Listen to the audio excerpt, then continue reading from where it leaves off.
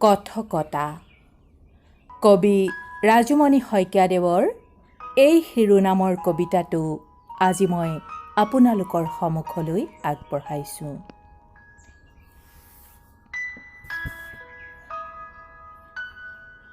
ক'ৰবাত কিবা এটা হৈছে, ক'ৰবাত কিবা এটা হৈছে, ইমান হৈছই, ইমান বিদ্বেষ, ইমান ঘৃণা, চৌদিশে মন ভঙা মানুহৰ চিঞৰ বাখৰ। ক'ৰবাত কিবা এটা হৈছে। কাৰ সতে কথা পাতোঁ মন খুলি,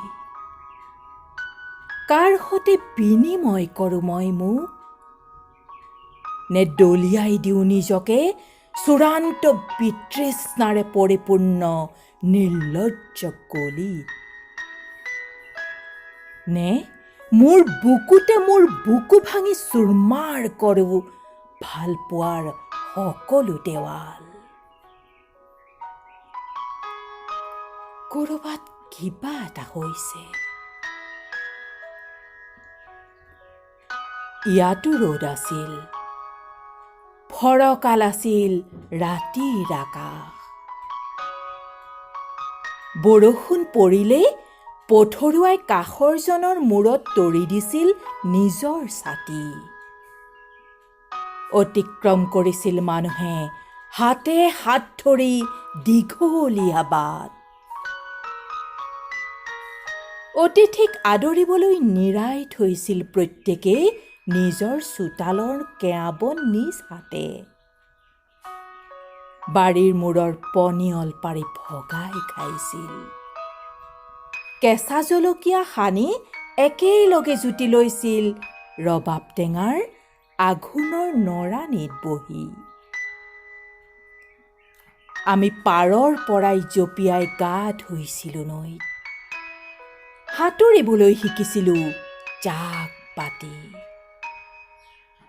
তিতা গাৰে উদং দেহাৰে ঘৰলৈ দৌৰিছিলোঁ সমনীয়াৰ সতে একেলগে।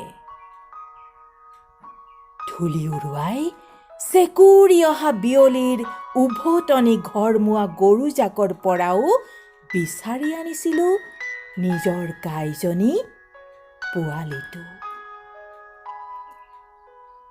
এই দিন আহিবনে দুনাই? ক'ৰবাত কিবা এটা হৈছে, ইমান হৈছই। নৈখন আজিও একেদৰেই বয়, পাৰ বাগৰে বাৰিষা, খৰালিত হয় শান্ত সমাহিত।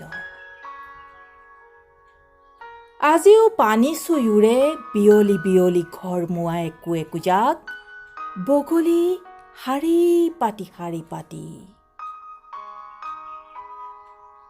আজিও পানী চুই উৰে বিয়লি বিয়লি ঘৰমুৱা একো একোজাক বগলী শাৰী পাতি শাৰী পাতি।